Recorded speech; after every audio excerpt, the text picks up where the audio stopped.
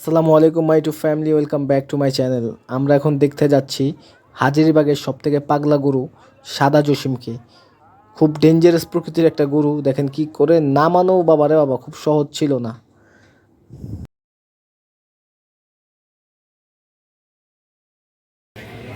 আচ্ছা সামনে গিয়ে নাই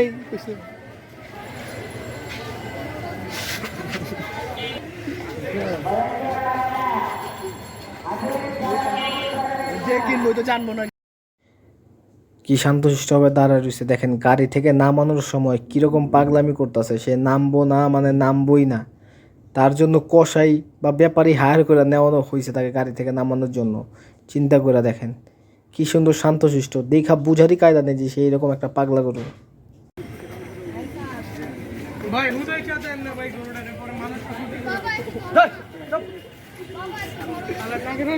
এটা বর্তমানে পাগলা গরু এদিকের ভিতরে। এটা হলো আমার একটু এটা হলো আমাদের হাজারীবাগের সব থেকে পাগলা গরু সাদা জসিম। ওই লাত্তিটা কিন্তু এটা